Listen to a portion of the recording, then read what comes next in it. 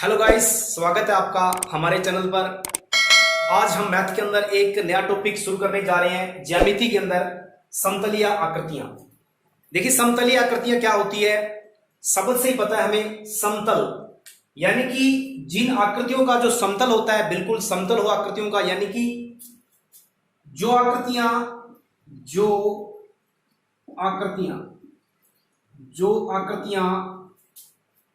एक ही तल, ठीक है, एक ही तल में हो और उनका तल जो हो वो सीधा होना चाहिए, सपाट होना चाहिए। मतलब जिनका तल बिल्कुल सपाट हो, सीधा हो, उन पर बनी आकृतियां जो है वो समतलीय आकृतियां कहलाती है। अब देखिए, इस समतल के अंदर जो आकृतियां बनती है, जैसे ये समतल है, इस समतल के अंदर ये समतल बिल्कुल सपाट है, सीधा है। इसके अंदर हम जो भी आकृति बनाए वो सब आकृतियां कहलाएगी समतलीय आकृतियां, क्योंकि इनका तल जो है बिल्कुल सीधा है और सपाट है। अब देखिए, इन आकृतियों में, समतल आकृतियों में क्या क्या जो आकृतियां आ सकती है वो हमें पता है। त्रिभुज है, त्रिभुज आ सकती है इसके अंदर, वर्ग है, आयत है और इसी प्रकार वृत्त है। यानी कि ये जो आकृतियां हैं, चतुर्भुज है, बहुभुज है, यानी कि कोई भी बहुभुज है, ये सब जो है ये समतलीय आकृतियां होती है। अब देखिए, समतलीय आकृतियां जो होती है वो हमेशा द्विविमीय होती है। मतलब जो आकृतियां हैं ये द्विविमीय, यानी कि इनकी दो विमा होती है। मतलब एक्स और वाई एक्स, एक्स एक्स और वाई एक्स, यानी कि इनकी केवल दो दिशा होती है, एक्स और वाई, ठीक है। यानी ये कह सकते हैं कि द्विविमीय मतलब 2D आकृतियां, 2 डायमेंशन, यानी ये सभी आकृतियां 2D के अंदर गिनी जाती है, ठीक है। तो आपका ये स्टार्टिंग था बेसिक थोड़ा सा। अब देखिए, हम इसके अंदर सबसे पहले समतलीय आकृतियों में हम सबसे पहले पढ़ेंगे त्रिभुज। त्रिभुज को हम विस्तार से पढ़ेंगे। त्रिभुज क्या है, त्रिभुज कितने प्रकार के होते हैं और त्रिभुज की क्या क्या गुण है, उनके क्या क्या गुणधर्म है, यानी क्या क्या उनकी प्रॉपर्टी है, ठीक है। तो हम आगे बढ़ते हैं। देखिए, त्रिभुज, त्रिभुज क्या होता है? त्रिभुज यानी इसको हम ट्राइंगल बोलते हैं, ट्राइएंगल, ट्राइएंगल। देखिए, त्रिभुज का मतलब है, शब्द से पता चल रहा है कि ऐसी आकृति जिसकी 3 भुजाएं हो, जिसकी क्या हो? 3 भुजाएं हो, 3 भुजाएं हो, 3 भुजाएं हो। मतलब अगर इसकी एक्यूरेट परिभाषा क्या है, जिस प्रकार से हमने बिंदु पढ़ा, अगर कोई भी 3 बिंदु असरेख है, मतलब जो 3 बिंदु हैं, कोई 3 बिंदु ले लेते हैं हम, वो 3 बिंदु क्या है? असरेख है, मतलब एक ही रेखा पर नहीं है, असरेखी है। जैसे मैंने एक बिंदु यहां ले लिया, एक बिंदु यहां ले लिया और एक बिंदु ये ले लिया, ये तीनों बिंदु आपस में एक रेखा में, यानी इस प्रकार एक रेखा की सीध में नहीं है। तीनों बिंदु अलग अलग है, एक ही तल के अंदर है। अगर इन तीनों बिंदुओं को हम आपस में मिला दें, इन तीनों बिंदुओं से अगर रेखाखंड खींचे, एक ये खींच दी, एक इस प्रकार से खींच दी, एक इस प्रकार खींच दी, ये 3 बिंदु P Q R। तो इस प्रकार के तीनों बिंदुओं को, ऐसे 3 बिंदु जो असरेखी होते हैं, अगर उनको हम मिलाएं, उनके बिंदुओं को मिलाएं, उनसे एक रेखाखंड खींचें, तो यानी अलग अलग दो बिंदुओं को मिलाएं और उनसे जो बनने वाली रेखाखंड है, यानी उनसे बनने वाली जो आकृति है, बिल्कुल बंद आकृति बनेगी, जिसमें 3 भुजाएं होगी। हमें पता है कि अगर हम 2 बिंदुओं को मिलाते हैं तो एक भुजा बनती है, ये भुजा है। अगर 3 भुजाओं को मिलाएं तो ये बंद आकृति बनेगी, ये कहलाएगी त्रिभुज, ठीक है। अब देखिए, त्रिभुज के अंदर क्या क्या होता है। अब जैसे हमें पता है कि अगर 2 भुजाएं जहां पर काटती है, तो उस कंडीशन में क्या, जिस प्रकार से एक भुजा ये, एक भुजा ये, यहां पर इसको बोलते हैं शीर्ष, इसको बोलते हैं कोना या शीर्ष, और ये इंग्लिश बोलते हैं वर्टेक्स, वर्टेक्स। तो देखिए, ये शीर्ष होता है जहां पर 3 रेखाखंड, 2 रेखाखंड एक दूसरे को एक बिंदु पर काटती है, वो कहलाता है शीर्ष। तो देखिए, यहां पर त्रिभुज के अंदर कितने शीर्ष हैं? त्रिभुज में आप देख सकते हैं 3 शीर्ष हैं। इसके अंदर कितने शीर्ष हैं? 3 शीर्ष हैं। तो त्रिभुज में 3 भुजाएं होगी और 3 इसके अंदर क्या हो गए? शीर्ष हो गए, ठीक है, यानी कोने। तीन भुजाएं तीन शीर्ष।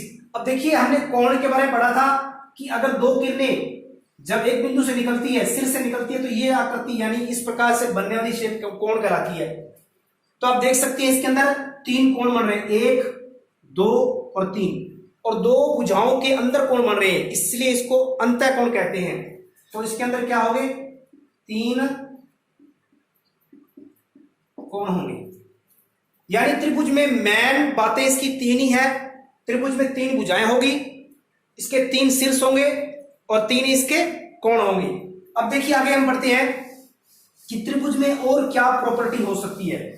अब देखिए त्रिभुज की बात करें हम, तो त्रिभुज के अंदर जिस प्रकार से हमने ये पढ़ा, ये त्रिभुज है, ए इसका शीर्ष है, ये बी शीर्ष है और सी शीर्ष है, इसके अंदर ये 3 कोण बन रहे हैं।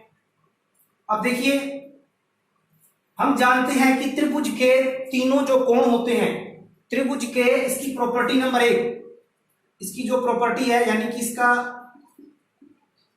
हम गुणधर्म बात करें, पहला गुणधर्म जो है त्रिभुज को हम इस प्रकार से शेप से दर्शाएंगे, त्रिभुज के तीनों अंतः कोणों का योग 180 डिग्री होता है। त्रिभुज के तीनों अंतः कोणों का योग 180 डिग्री होता है, मतलब कोण ए प्लस कोण बी प्लस कोण सी बराबर 180 डिग्री। ये प्रॉपर्टी आपको याद रखनी है, ठीक है। त्रिभुज के तीनों कोणों का योग 180 डिग्री होता है। अब देखिए बात करते हैं हम कि त्रिभुज के अंदर जो भुजाएं होती है, उन भुजाओं में देखिए यहां पर कितनी भुजा है, ए बी भुजा है तो, और एक बी सी भुजा है, एक सी ए भुजा है, ये 3 भुजाएं हैं। अब देखिए हम भुजा को अगर लेंथ, भुजा की लंबाई को नापे, तो देखिए अगर हम क्या करें, हमेशा ए के सामने वाली भुजा कौन सी, बी सी है, ए के सामने शीर्ष ए के सामने भुजा को हम छोटे ए से दर्शाएंगे, ये इसकी लेंथ ए होगी, और बी के सामने की जो भुजा है उसको हम छोटे बी से दर्शाएंगे, और सी के सामने भुजा को छोटे हम सी से दर्शाएंगे। यानी इसकी 3 भुजाएं होगी, ए बी सी, त्रिभुज की 3 भुजाएं ए बी सी को हम दर्शाएंगे, ठीक है, इस प्रकार से। अब देखिए बात आती है कि त्रिभुज में और क्या प्रॉपर्टी हो सकती है। अब देखिए त्रिभुज की अगर हम कोई भी एक भुजा है, त्रिभुज की एक भुजा है, हम यहां पर आकृति बना लेते हैं एक और, इसको साफ कर देता हूं मैं। जैसे त्रिभुज है, अब त्रिभुज की एक भुजा कोई भी ले लो, इस भुजा को अगर हम आगे बढ़ा दें, आगे मान लेते डी तक बढ़ा दी, तो इस कंडीशन में ये जो बाहर कोण बनेगा, ये कोण कहलाता है बहिष्कोण, ये कहलाता है बहिष्कोण, बाहर वाला। अब देखिए बहिष्कोण जो है, इसके अंदर जो कोण बनेंगे, ये 2 कोण, ये वाला कोण और ये वाला कोण। देखिए बहिष्कोण जो है इस कोण से बड़ा होगा, इस कोण से भी बड़ा होगा, ठीक है। लेकिन अगर हम चेक करें, इसको नंबर 1 दे दें, इसको नंबर 2 दे दें और इसको नंबर 3 दे दें। अब देखिए बहिष्कोण की कंडीशन है कि त्रिभुज का बहिष्कोण जो है, त्रिभुज का बहिष्कोण उसके अंतराभिमुख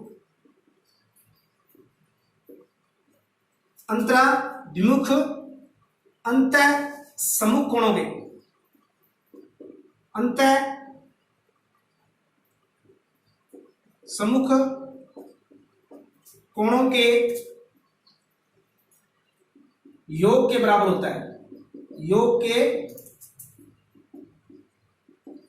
बराबर होता है। मतलब ये जो बहिष्कोण 3 है, कोण 3 जो है वो अंदर वाले जो अंतर्मुख कोण है, अंतः सम्मुख कोण जो अंदर वाले, उन दोनों कोणों के योग के बराबर होता है। ये हमें प्रॉपर्टीज की याद रखनी है, ठीक है।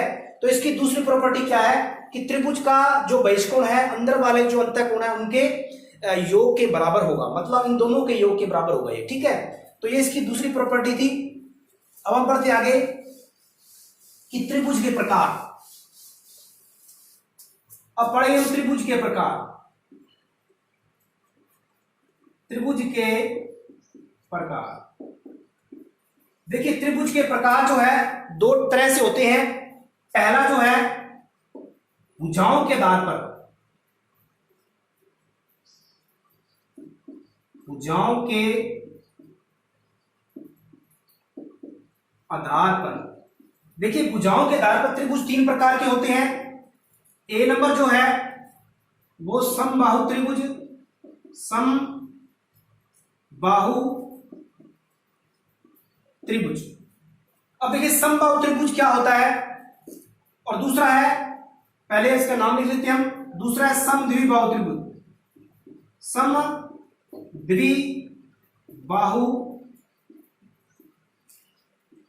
त्रिभुज, और तीसरा है विषम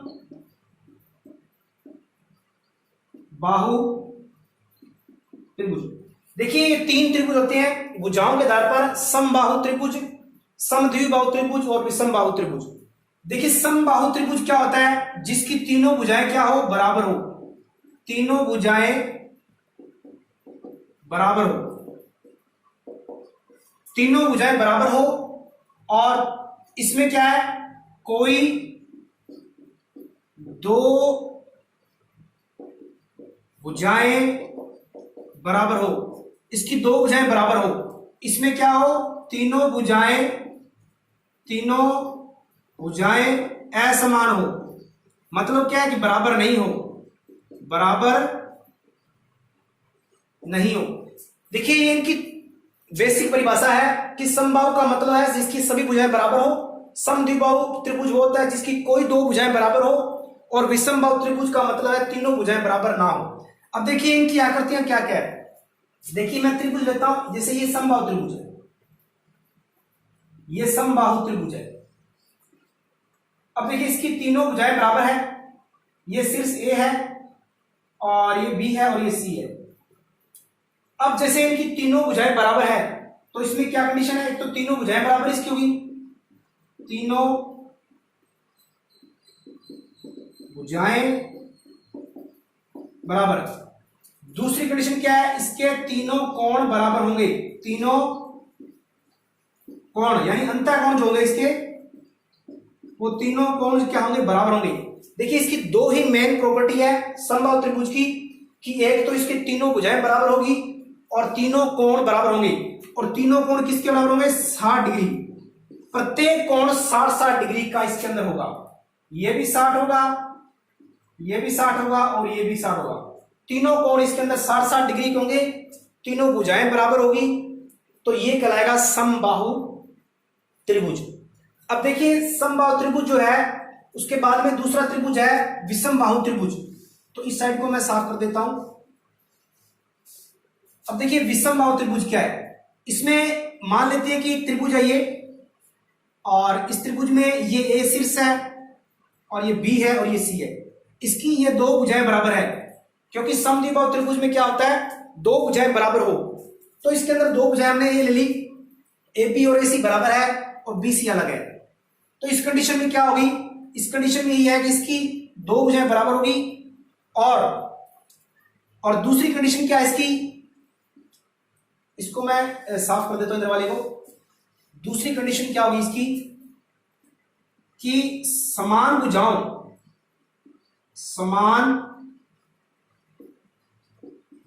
के सम्मुख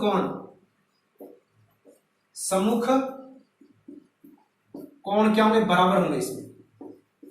यानी कि इस भुजा के सामने ये वाला कोण, इस भुजा के सामने ये कोण, ये दोनों कोण ही बराबर होंगे। अगर ये थीटा है तो ये भी थीटा होगा, क्योंकि ये दोनों भुजाएं बराबर है, तो इनके सम्मुख कोण, इसके सामने ये और इसके सामने ये, यानी ये कोण क्या होंगे, बराबर होंगे। तो इसकी मेन चीज इसकी यही है, ठीक है। अब बात आती है अगली विषमबाहु त्रिभुज। देखिए विषमबाहु त्रिभुज में सिर्फ एक ही है कि इसकी तीनों भुजाएं अलग अलग होगी, ये ए है, ये बी है और ये सी है, ठीक है। तो इसकी तीनों भुजाएं अलग अलग हो गई और तीनों कोण इसके क्या होंगे, अलग अलग होंगे। तो ये इसकी प्रॉपर्टी थी, ठीक है। तो ये तो था भुजाओं के आधार पर त्रिभुज। अब हम पढ़ेंगे कोणों के आधार पर त्रिभुज, ठीक है। उम्मीद है कि आपको ये क्लास अच्छी लगी होगी, और वीडियो को आप लाइक जरूर करें भाई, अच्छा लगे तो देखिए अब बात करते हैं त्रिभुज के जो प्रकार हैं वो कोणों के आधार पर। कोणों के आधार पर, देखिए कोणों के आधार पर त्रिभुज कितने प्रकार के होते हैं, ये भी 3 प्रकार के होते हैं। तो पहला देखिए त्रिभुज कौन सा है, पहला त्रिभुज जो है वो है, पहला त्रिभुज बात करें न्यून कोण त्रिभुज, न्यून कोण त्रिभुज, न्यून कोण त्रिभुज। और दूसरा है समकोण त्रिभुज, समकोण त्रिभुज। और तीसरा है अधिक कोण त्रिभुज। अब देखिए मैंने कोणों का पढ़ाया था आपको, न्यून कोण क्या होता है कि ऐसा कोण जो 90 से कम हो। तो इसमें क्या होगा कि ऐसा त्रिभुज जिसके अंदर सभी कोण न्यून कोण हो, यानी कि इसमें क्या होगा, सभी कोण न्यून कोण हो। ठीक है, ये भी थीटा, तो सॉरी इसको मैं ए बी सी, यानी इसका क्या है, सभी कोण क्या हो, सभी कोण न्यून कोण। मतलब अगर सारे कोण जो है वो न्यून कोण हो, यानी 90 से कम हो। ठीक है, अब इसमें दूसरा जो ये देखो, ये त्रिभुज क्या है, अगर ये समकोण त्रिभुज है तो इस कंडीशन में क्या होगा, समकोण त्रिभुज आप जानते हैं कि एक कोण 90 डिग्री का हो, ऐसा त्रिभुज जिसमें एक कोण 90 डिग्री का हो, तो एक कोण क्या हो, 90 डिग्री, या फिर क्या हो, समकोण हो, एक कोण 90 डिग्री या समकोण हो। यानी यहां पर ये निशान जो 90 का है, तो ये कोण, इसमें एक कोण 90 डिग्री का होगा, तो वो कहलाएंगे समकोण त्रिभुज। अब देखिए इसके अंदर भुजाएं जो A B C, A B C, तो ये तीनों भुजाएं हैं। तीसरा जो अधिक कोण क्या होगा कि ऐसा त्रिभुज जिसमें एक कोण जो है अधिक कोण हो, एक कोण क्या हो, एक कोण अधिक कोण हो, एक कोण अधिक कोण हो, इसमें एक कोण अधिक कोण हो तो वो कहलाएगा अधिक कोण त्रिभुज। इसकी भुजाएं आप देख सकते हैं ए बी और सी। अब देखिए इनकी कुछ प्रॉपर्टी है कि न्यून कोण त्रिभुज कौन सा होगा, समकोण, अगर आपको भुजाओं की लंबाई दे दे, अगर आपको भुजाओं की लंबाई दे दे तो वो क्या कहलाएगा, तो वो समकोण होगा या अधिक कोण होगा। उससे पहले देखिए एक छोटी सी चीज है, यानी त्रिभुज का कॉन्सेप्ट है कि भुजाएं दे दे आपको, भुजाओं की लंबाई दे दे, फिर आपसे कह दे कि क्या ये त्रिभुज संभव है, यानी ये त्रिभुज है या नहीं है। उसके लिए देखिए क्या चीज है, तो मैं इसको साफ कर देता हूं। जैसे त्रिभुज के लिए, त्रिभुज के लिए क्या प्रतिबंध है, क्या मतलब इसके अंदर है, तो देखिए अगर मैं बात करते हैं कि त्रिभुज, कौन सा त्रिभुज संभव है, त्रिभुज संभव कौन सा है, यदि तीनों भुजाओं का योग, जैसे मैंने एक त्रिभुज ले लिया,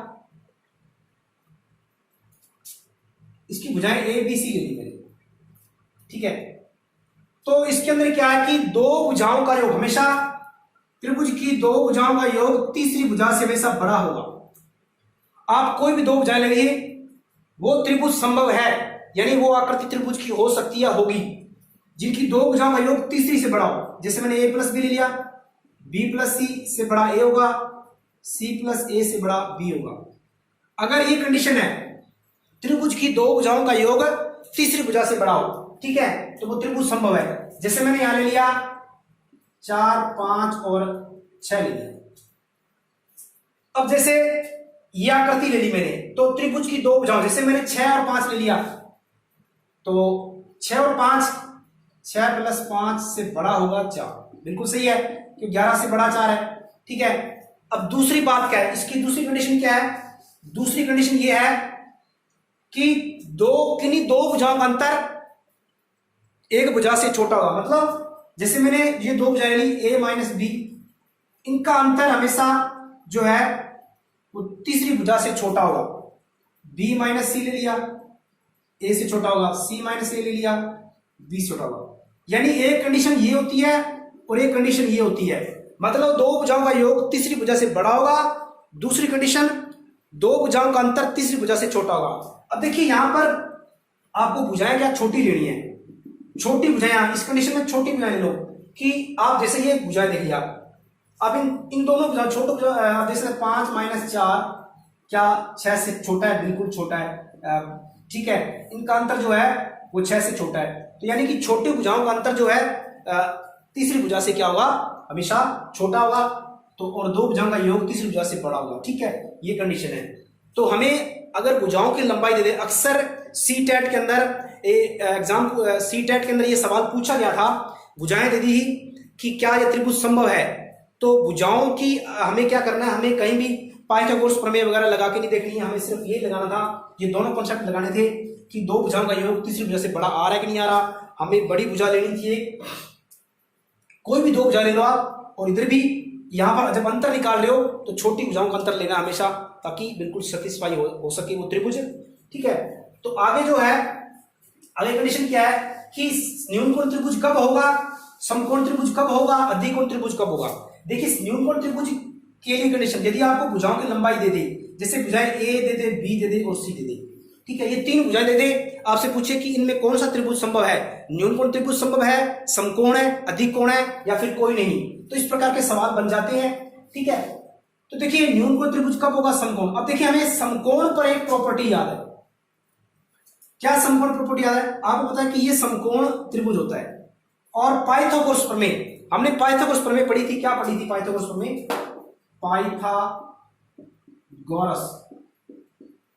पाइथागोरस प्रमेय, या इसको बुधायन प्रमेय भी कह देते हैं। तो क्या होता है पाइथागोरस प्रमेय, हम जानते हैं कि समकोण त्रिभुज, समकोण के सामने की भुजा को हम क्या कहते हैं, कर्ण कहते हैं, हाइपोटेनस कहते हैं, और बाकी जो है इसको आप आधार मान लीजिए, और इसको आप क्या मान लीजिए, लंब मान लीजिए, ठीक है, यानी ये बेस हो गया, ये परपेंडिकुलर हो गया, ठीक है, इसको हम अंग्रेजी में बेस लिखेंगे, इसको हम परपेंडिकुलर पी से लिखेंगे, इसको हम हाइपोटेनस एच से लिखेंगे, ठीक है। तो देखिए पाइथागोरस प्रमेय क्या होती है कि कर्ण का स्क्वायर क्या होती है, कर्ण का स्क्वायर बराबर में क्या होता है, लंब का स्क्वायर प्लस आधार का स्क्वायर, ये होता है, यानी कि कर्ण का स्क्वायर बराबर में लंब स्क्वायर प्लस आधार स्क्वायर, ठीक है, ये होता है। अब देखिए हमें ये लगाना है, मतलब जैसे ये त्रिभुज दे दिया आपको, कोई भी त्रिभुज दे दिया, ए भुजा है, बी भुजा है, सी भुजा है, आपको क्या लेना है, आपसे पूछेगा कि त्रिभुज है, इसकी ये भुजाएं हैं, तो बताओ कौन सा त्रिभुज संभव है, न्यूनकोण है, समकोण है, अधिकोण है। इसके लिए आप क्या करना है, आपको ये जो यहां पर देखिए, अगर बात करें हम कर्ण स्क्वायर, आपको इनमें बड़ी भुजा मान लेते हैं सी है, बड़ी भुजा मान लेते हैं सी है, ठीक है, तो सी का स्क्वायर जो है और निकालेंगे, इधर हम छोटी भुजाओं का स्क्वायर करके उनका योग करेंगे, ठीक है, ये कंडीशन है। देखिए हमें बड़ी भुजा का स्क्वायर निकाल करके छोटी भुजाओं का स्क्वायर करके उनका योग कर देना है, फिर देखना है कि ये वाला पक्ष जो है इससे बड़ा है, बराबर है, छोटा है। अब देखिए मैं बता रहा हूं तीनों कंडीशन, अगर ये वाला अगर बड़ा है, या फिर कह सकते हैं छोटा है, ये छोटा है, तो इस कंडीशन में क्या होगा, इस कंडीशन में ये जो होगा वो होगा न्यूनकोण त्रिभुज, न्यूनकोण त्रिभुज। अगर दूसरी कंडीशन में अगर ये बराबर है, अगर ये तीसरी भुजा का योग छोटी भुजाओं के, यानी जो भी है छोटी भुजाओं के वर्गों के योग के बराबर है, तो राइट एंगल होगा, यानी कि समकोण त्रिभुज होगा। और तीसरी कंडीशन क्या है, अगर सी स्क्वायर जो बड़ा है उन दोनों छोटी भुजाओं के वर्गों के योग से, तो उस कंडीशन में क्या होगा, अधिकोण त्रिभुज होगा, ठीक है। तो देखिए फिर से देखिए न्यूनकोण त्रिभुज कब होगा, आपको क्या करना है, जैसे मैं यहां पर एक त्रिभुज ले लेता हूं, जैसे ये त्रिभुज ये ले लिया, इसकी भुजाएं ले वापस कर देता हूं मैं इसको, ये त्रिभुज है, ये ए बराबर, बी बराबर और सी बराबर, अगर ये ए बराबर अगर 5 है, ये 4 है और ये 3 है, या फिर इसको मैं थोड़ा सा चेंज कर देता हूं, 7 है, 8 है और 15 है, इस प्रकार से। तो हमें क्या देखना है, हमें ये देखना है कि क्या ये त्रिभुज जो है वो कैसा त्रिभुज है। तो हमें क्या करना है, पहले बड़ी भुजा ले लेनी है, बड़ी भुजा यानी सी का स्क्वायर यानी कि 15 का स्क्वायर कितना आ गया, 225 आ गया, फिर क्या करना है, हमें छोटी भुजाओं के वर्गों का योग कर लेना है, यानी कि ए स्क्वायर प्लस बी स्क्वायर, यानी कि 7 का स्क्वायर प्लस 8 का स्क्वायर, 7 का स्क्वायर प्लस 8 का स्क्वायर कितना आएगा, 49 प्लस 64, तो कितना आएगा ये 3 10 और 1 11, 10 और 1 113। यानी कि अगर बात करें सी स्क्वायर और ए बी स्क्वायर, तो यहां पर देखिए इन दोनों में क्या डिफरेंस है, यानी 225 जो है वो बड़ा है 113 से। अब देखिए अगर सी स्क्वायर बड़ा है, अब देखते हैं सी स्क्वायर बड़ा है इन दोनों के, तो ये कौन सा त्रिभुज होगा, ये अधिक कोण त्रिभुज होगा। इसी प्रकार यदि सी स्क्वायर का मान ए स्क्वायर प्लस बी स्क्वायर के योग के बराबर है तो वो समकोण त्रिभुज होगा। आप चेक कर सकते हैं, अगर सी स्क्वायर का मान ए स्क्वायर प्लस बी स्क्वायर से छोटा है तो ये क्या होगा, न्यून कोण त्रिभुज होगा। उम्मीद है कि आपको ये वाला जो कॉन्सेप्ट है आज वाला समझ में आया होगा, आपको क्लास बहुत अच्छी लगी होगी। आपको टॉपिक वाइज चीज मैं करवा रहा हूँ, ठीक है, मेरे साथ आप जुड़े रहिए और आगे हम जो है अगली क्लास के अंदर इस पर जितने भी और प्रॉपर्टी बनती है त्रिभुज की वो हम हल करेंगे। तब तक के लिए आप तैयारी करते रहें। धन्यवाद।